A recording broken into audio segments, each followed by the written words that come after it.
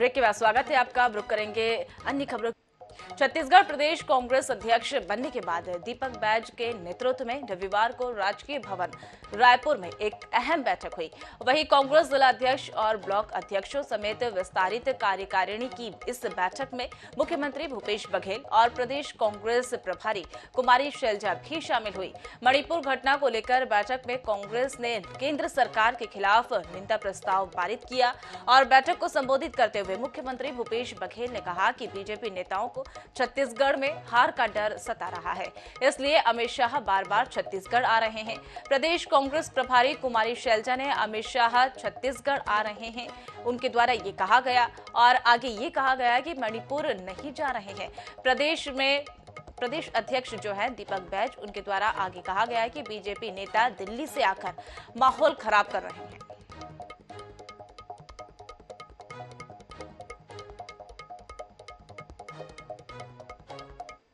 तो आने वाले समय में आप देखेंगे राजनीति भी हमारी बनी तो इसको थोड़ा छोटा ही रखा जाता है। इसलिए बैठक इसमें हमने जिस प्रकार से भारत सरकार, माननीय प्रधानमंत्री जी, गृह मंत्री जी, बल्कि ये जो एनडीए सरकार है बीजेपी के नेतृत्व, ऐसा लग रहा है कि ये मणिपुर की स्थिति से अनभिज्ञ है, लेकिन केंद्र सरकार अपनी आंखें मूंदे बैठी है। हमने यहाँ प्रस्ताव पारित किया, हमने निंदा की है और हम उम्मीद करते हैं कि वहाँ पर शीघ्र शांति बहाल हो। आलाकमान और हमारे प्रभारी तमाम वरिष्ठ नेताओं ने बड़ी जिम्मेदारी दी है। इसके अलावा चुनाव समिति की भी बड़ी जिम्मेदारी है, हमारा 22 लोगों की टीम भी है। तो आज प्रदेश स्तर में ब्लॉक अध्यक्ष, जिला अध्यक्ष, पूरे प्रदेश कार्यकारिणी की बड़ी बैठक हुई। हम लोग चाह रहे थे कि अध्यक्ष बनने के बाद पूरे लोग साथ एक बार बैठक कर लें। इसके लिए माननीय प्रभारी महोदय से हम लोग समय मांगे और सीएम साहब से भी समय मांगे। बड़ी बैठक हुई।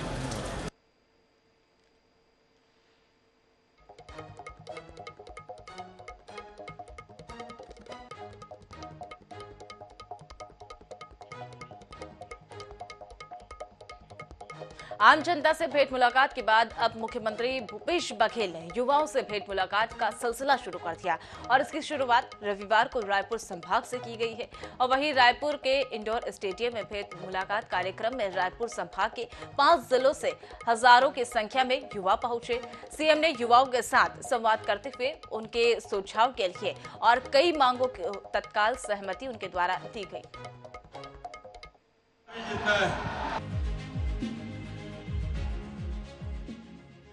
रायपुर के इंडोर स्टेडियम में सीएम भूपेश बघेल ने कार्यक्रम की शुरुआत कका अभी जिंदा है बोलकर की। कका अभी जिंदा है। मुख्यमंत्री ने युवाओं से संवाद कर उनके सपनों को पंख देने की कोशिश की। साथ ही नवा छत्तीसगढ़ गढ़ने में युवाओं के विचार और सुझाव भी लिए। डेंटल कॉलेज के स्टूडेंट की मांग पर मुख्यमंत्री बघेल ने दंत चिकित्सकों को 2 साल ग्रामीण क्षेत्र में पदस्थ किए जाने की बड़ी घोषणा की। वही पीएससी की तैयारी कर रहे छात्र प्रणव कुमार ने प्रारंभिक परीक्षा की मार्कशीट जारी करने और पारदर्शिता के लिए उचित उपाय करने का अनुरोध किया, जिस पर मुख्यमंत्री ने अमल करने का आश्वासन दिया। रायपुर की अंजनी चंद्रवंशी छत्तीसगढ़ी विषय में स्नातकोत्तर कर रही है। उन्होंने छत्तीसगढ़ी भाषा के अध्यापक भर्ती करने की मांग सीएम से की।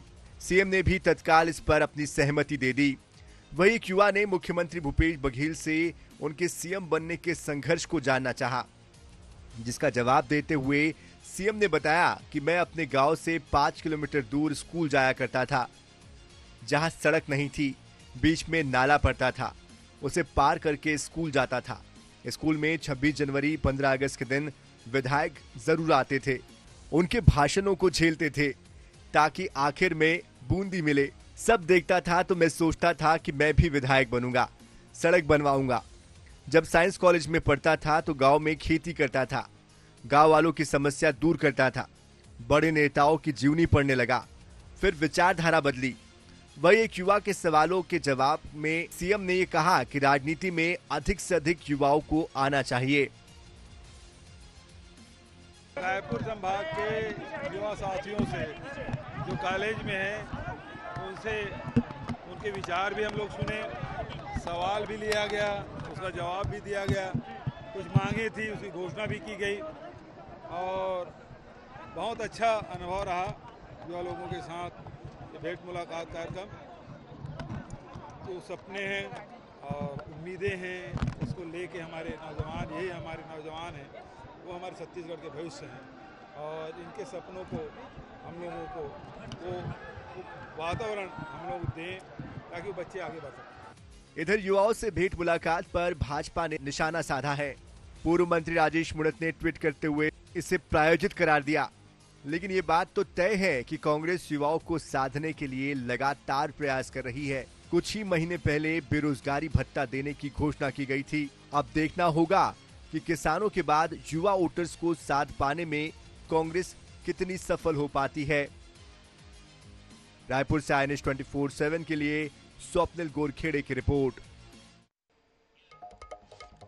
तो आपको बता दें कि एक महीने में तीसरी बार केंद्रीय गृह मंत्री अमित शाह ने चुनावी राज्य छत्तीसगढ़ का दौरा किया और इससे पहले वे 5 जुलाई को रायपुर आए थे।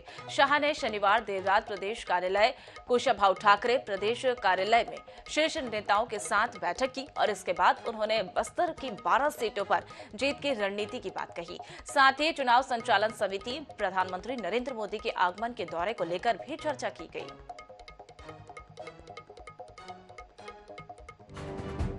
चुनावी मुहाने पर खड़े छत्तीसगढ़ में सत्ताधारी कांग्रेस पार्टी और 15 साल तक सत्ता में रही बीजेपी के बीच मुकाबला है। लेकिन सबसे बड़ा सवाल यह है कि छत्तीसगढ़ में किसका पलड़ा भारी है और 2023 के विधानसभा चुनाव के लिए कौन कितना तैयार है। एक महीने के भीतर तीसरी बार अमित शाह का आना क्या ये बता रहा है कि बीजेपी चुनाव के पहले लड़खड़ा रही है, जिसे संभालने के लिए हाईकमान को खुद जिम्मेदारी लेनी पड़ रही है। दरअसल छत्तीसगढ़ में विधानसभा चुनाव को लेकर कांग्रेस जितनी मजबूत नजर आ रही है, उतनी बीजेपी मजबूत नहीं दिख रही है।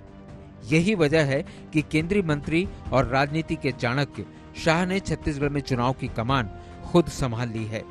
शाह ने इस दौरे में बस्तर की 12 सीटों में जीत का फुल प्रूफ प्लान तैयार किया। साथ ही चुनाव संचालन समिति और पीएम मोदी के अगस्त में होने वाले दौरे की तैयारियों पर भी बातचीत की। शाह ने पिछली बैठक में दिए गए टास्क की समीक्षा की और नए टास्क भी देकर गए। शाह ने घोषणा पत्र निर्माण का फीडबैक लेने के साथ सरकार के भ्रष्टाचार और ईडी द्वारा की जा रही कार्रवाई के मुद्दों को पुरजोर तरीके से उठाने के निर्देश दिए हैं। इसीलिए आने वाले दिनों में इसे लेकर पार्टी बड़े प्रदर्शन कर सकती है। हालांकि शाह के दौरे पर नेता कुछ बोलने से बचते दिखे, लेकिन उनमें उत्साह जरूर नजर आया। छत्तीसगढ़ में विधानसभा चुनाव आसन्न है और गजब की रणनीति के साथ अमित शाह जी ने बैठक ली है।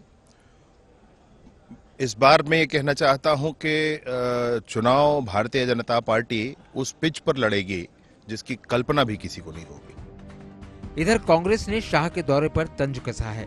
कांग्रेस ने कहा कि छत्तीसगढ़ के भाजपा नेताओं को केंद्रीय नेतृत्व अक्षम समझ रहा है, इसीलिए बार बार अमित शाह को खुद बैठक लेने आना पड़ रहा है।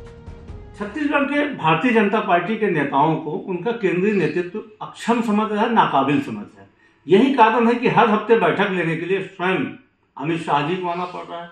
लेकिन भारतीय जनता पार्टी के छत्तीसगढ़ के किसी नेता में भी यह काबिलियत नहीं है कि चुनाव समिति के अध्यक्ष हो। उनमें अंदर यह काबिलियत नहीं है कि वह चुनावी रणनीति बना पाए। यही कारण है कि अमित शाह खुद यहाँ पे बागडोर संभालेंगे। छत्तीसगढ़ में जहां कांग्रेस बदलाव के बाद अब सामूहिक नेतृत्व में विधानसभा चुनाव में उतरने के लिए आगे बढ़ रही है, वहीं बीजेपी में पूरी तरह से संगठन में बदलाव के बाद भी पार्टी विधानसभा चुनाव के लिए मजबूत नजर नहीं आ रही है। यही वजह है कि शाह पार्टी को सत्ता में लाने के लिए नई रणनीति पर काम करते हुए नजर आ रहे हैं। अब ये देखना रोचक होगा कि शाह छत्तीसगढ़ में कितने कामयाब होते हैं।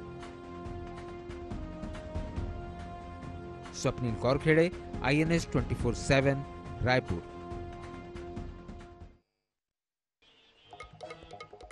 ADR यानी एसोसिएशन ऑफ डेमोक्रेटिक रिफॉर्म्स ताजा रिपोर्ट के अनुसार छत्तीसगढ़ में कुल 90 सीट विधायकों में से 22 विधायकों को आपको बता दें आपराधिक मामलों में दर्ज है, यानी 24% ऐसे हैं जो देश भर में की तुलना में छत्तीसगढ़ के विधायकों की स्थिति बेहतर है। और वही विधायकों की माली हालात गौर करें तो ये है कि हर विधायक औसतन 10 करोड़ की संपत्ति का मालिक है।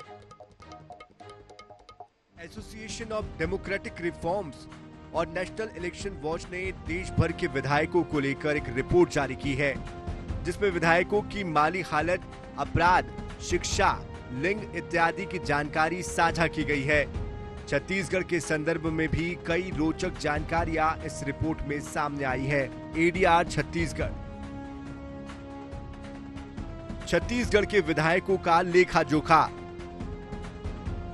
90 में से 22 विधायकों पर आपराधिक मामले, 12 विधायकों पर गंभीर अपराध दर्ज, 1 विधायक पर हत्या के प्रयास का अपराध दर्ज।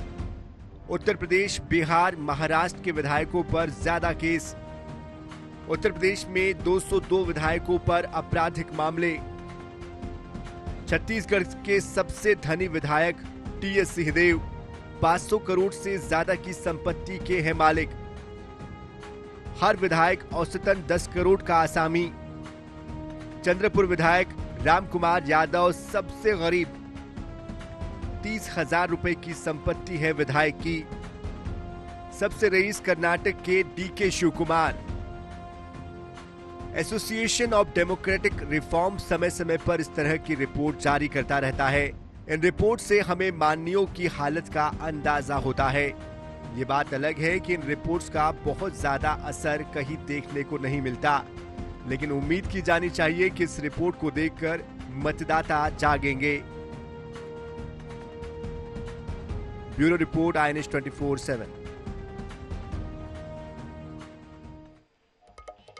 बालोदाबाजार से जनता कांग्रेस छत्तीसगढ़ के विधायक प्रमोद शर्मा ने छत्तीसगढ़ विधानसभा के अंतिम सत्र के बाद पार्टी से इस्तीफा दे दिया और इससे पहले बीते वर्ष पार्टी से लोरमी विधायक वही अब धर्मजीत सिंह को निष्कासित कर दिया था। तब से प्रमोद शर्मा ने भी पार्टी के खिलाफ मोर्चा खोल दिया था और उनके इस्तीफे के बाद अब जोगी कांग्रेस में सिर्फ पार्टी की राष्ट्रीय अध्यक्ष डॉक्टर रेणु जोगी ही बची है।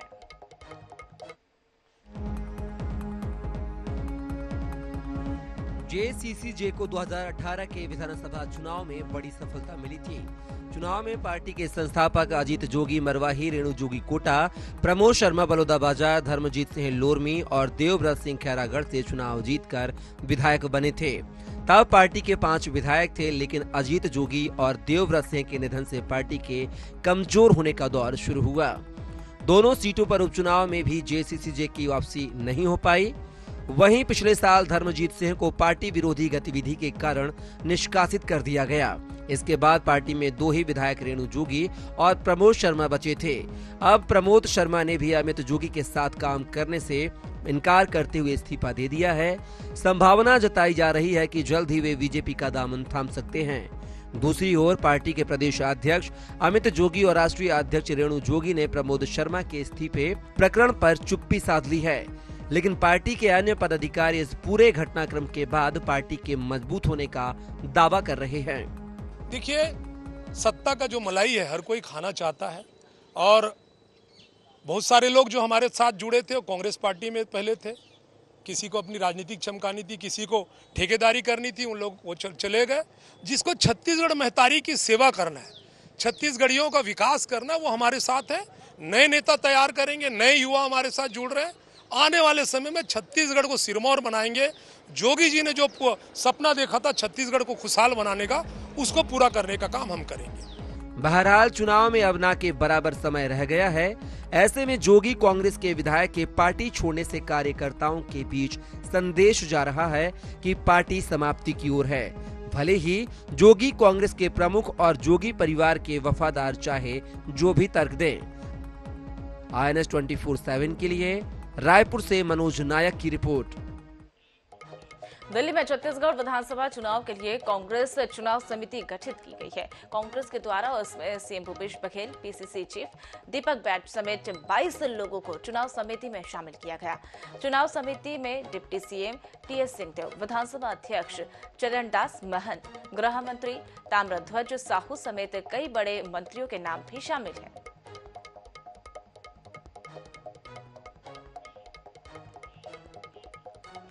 आपको बता दें कि गुरूर में व्यावसायिक कॉम्प्लेक्स निर्माण को लेकर बीजेपी कांग्रेस आमने सामने आ गई है और इसको लेकर नगर पंचायत गुरूर में संभागागार में जमकर नारेबाजी की गई और तब तक दोनों पक्षों को अमर्यादित भाषा का उपयोग भी उनके द्वारा किया गया और वहीं गुरूर व्यापारी संघ के लोग इस विवाद में अछूते नहीं रहे। आपको बता दें कि व्यावसायिक परिसर को लेकर मामला न्यायालय में चल रहा है और वहीं जिला कलेक्टर ने गत दिनों व्यावसायिक परिसर के विवाद को देखते हुए निर्माण कार्य पर स्टे लगा दिया गया और इसके बाद आमने सामने आए कांग्रेस और बीजेपी के जनप्रतिनिधियों को अनुविभागीय दंडाधिकारी ने बातचीत से रास्ता निकालकर अब उनका अवसर प्रदान करने के लिए उनके द्वारा कहा गया और इसी के साथ मुख्य नगरपालिका अधिकारी के माध्यम से तीनों पक्षों की बैठक कर एक सकारात्मक हल निकालने का भी प्रयास हुआ, जो फिलहाल असफल हो गया।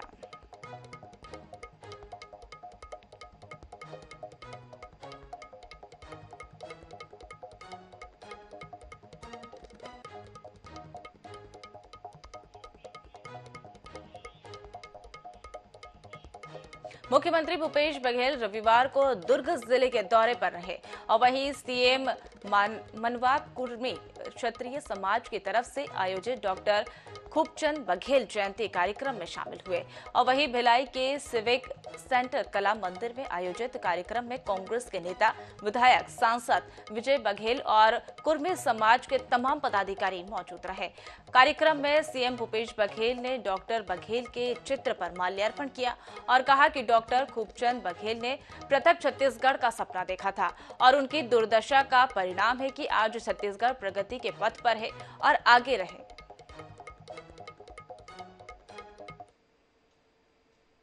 हालांकि 19 जुलाई को था और उसकी स्मृति में आज कार्यक्रम आयोजित किया था। समाज के जो प्रतिभावान छात्र छात्राएं हैं उसका सम्मान भी, माटी सम्मान का भी डॉक्टर राकेश चंद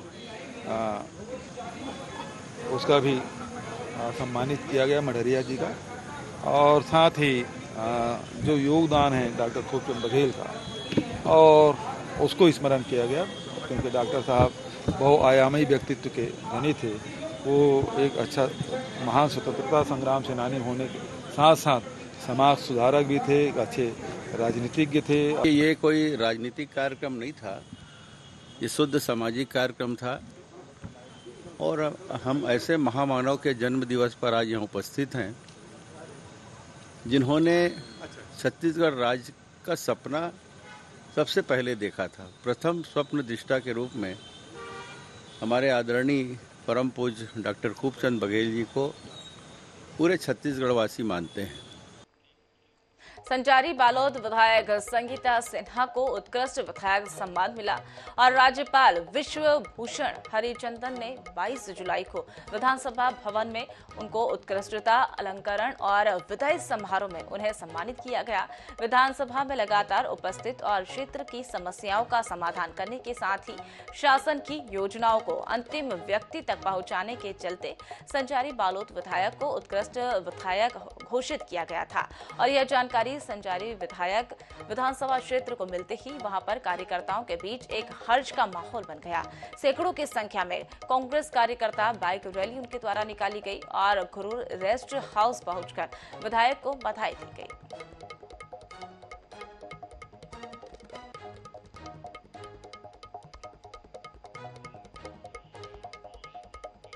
छत्तीसगढ़ की राजधानी रायपुर से महज 35 किलोमीटर खरोरा के बेलदार सेवानी गांव में भगवान शिव का अद्भुत सिद्ध स्थल है और यहां पर भगवान शिवलिंग की अर्धांगनीश्वर मानकर वहां पर पूजा किया जाता है और वहीं स्वयंभू शिवलिंग साल में 3 रंग बदलकर दर्शन देते हैं।